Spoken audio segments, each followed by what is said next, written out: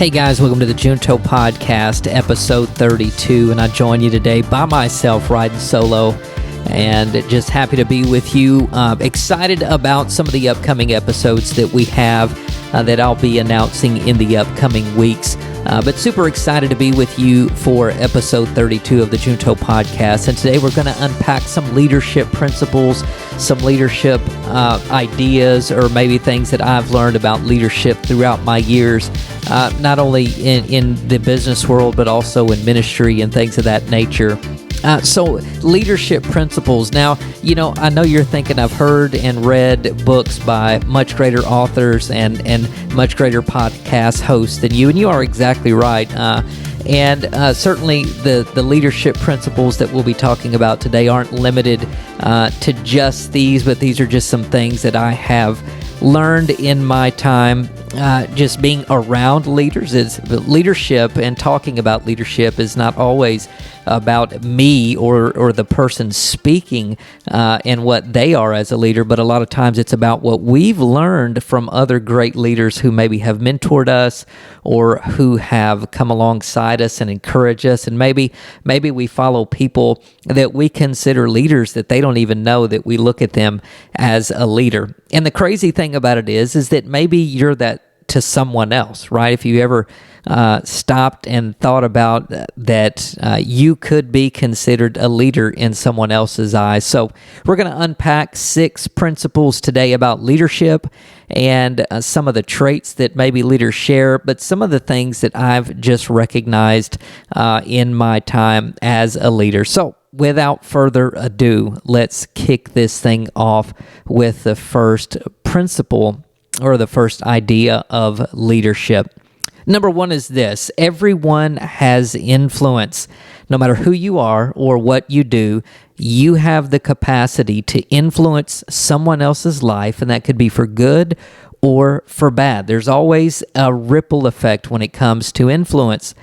And so if you've never thought about it, if you've never really seen yourself as a leader, the crazy thing about relationships is that we as people, we have the capacity to influence someone else's life. And at the end of the day, what is leadership?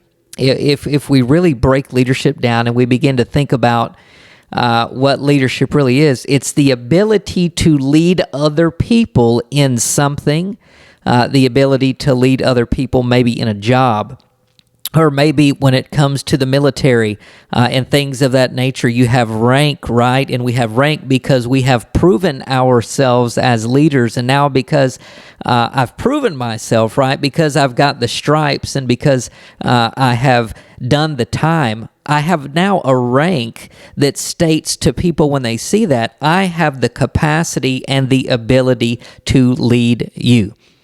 And at the end of the day, if we're being honest, each and every one of us possesses within us the capacity to be a leader. And not only the capacity to be a leader, but we probably lead people every day, and we may not even realize it. So the big question, or the big thing that we have to keep in mind when it comes to leadership, is what are we doing with our ability? What are we doing with our capacity to lead others?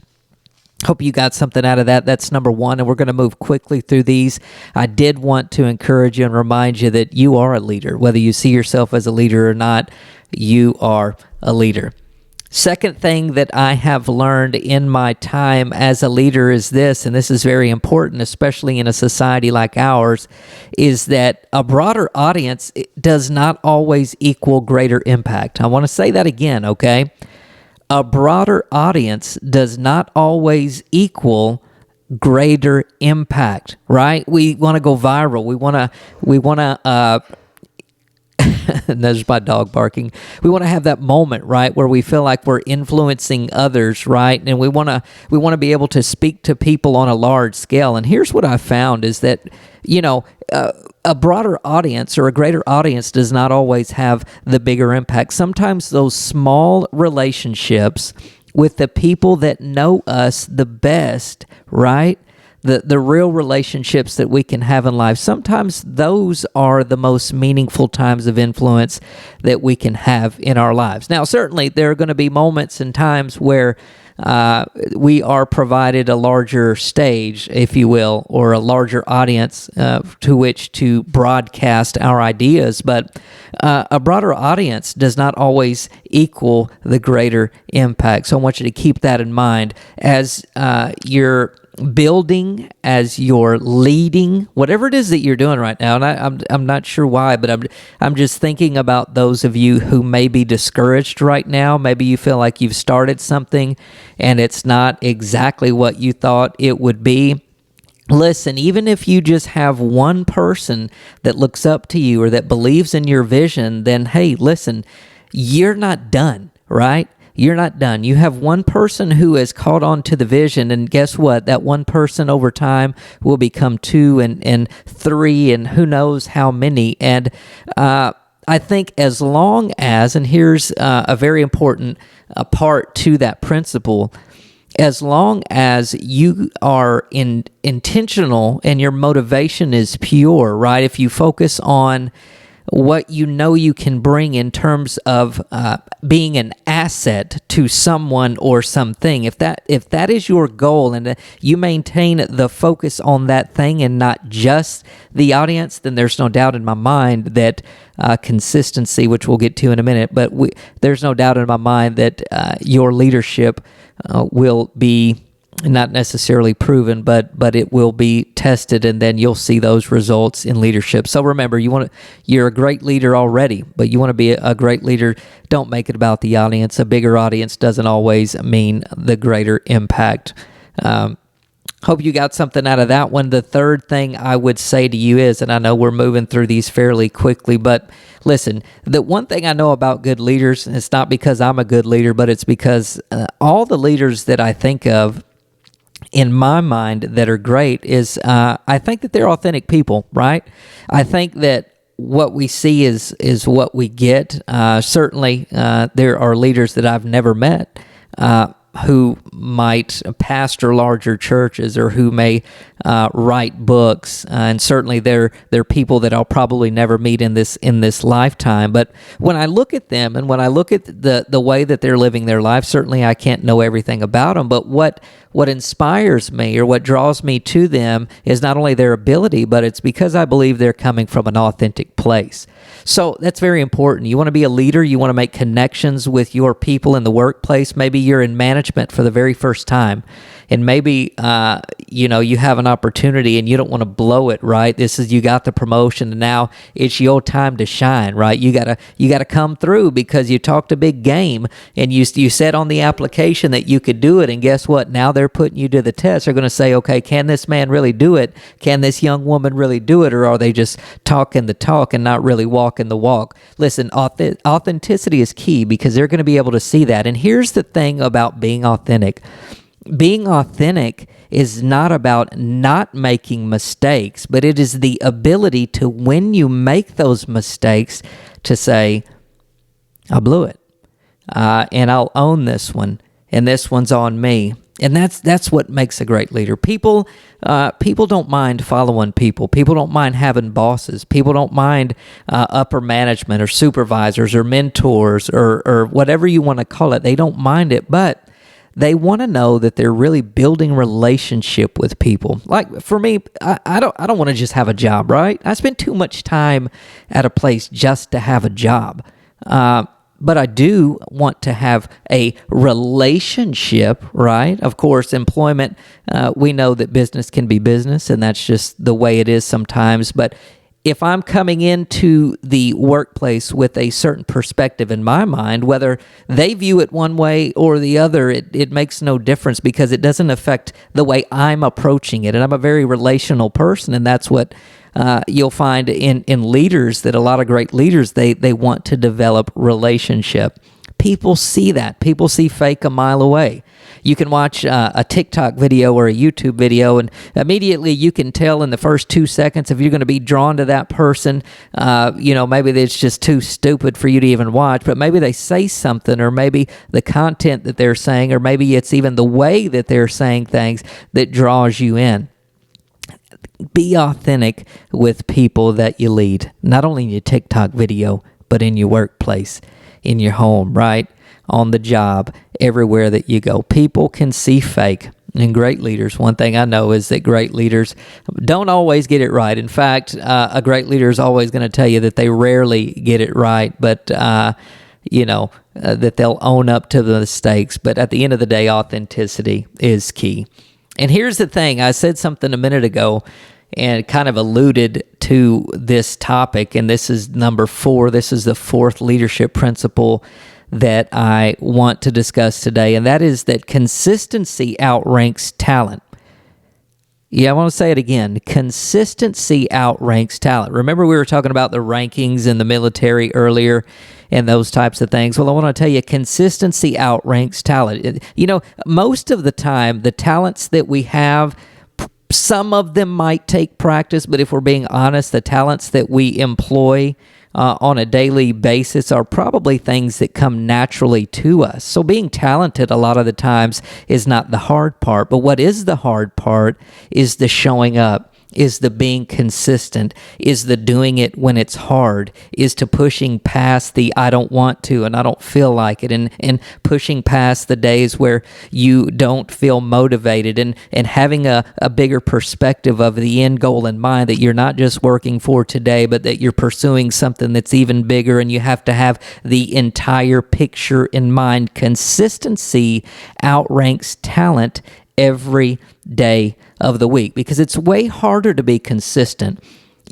I was told a long time ago that it's much easier to start something than it is to finish it. And I know how true that is in life, is that how many times do we say, well, we're going to start that diet, right? And we're good, we're strong, we start out real good, and we're a week into this thing, and we're tracking our calories, and we're counting our macros, and we're logging the spreadsheet, and we're not eating those chips, and we're not eating that piece of cake. But before it's all said and done, right, as time goes on, it becomes harder and harder.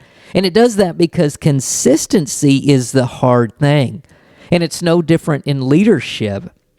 People can start strong all day long, but at the end of the day, if they're not consistent with the type of job that they're doing, if they have not shown that when the pressure and when the water begins to boil and the pressure's turning up, if they can't take the heat, guess what? You're going to have to get out of the kitchen.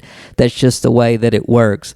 So if you're a young leader and if you're aspiring to become a great leader, hey, recognize your talents. Do things that are going to make your talents blossom, but be consistent about what you're doing. Even if you don't have time to refine your talent to the T, I promise, if you will be consistent in the things that you're doing, people will notice.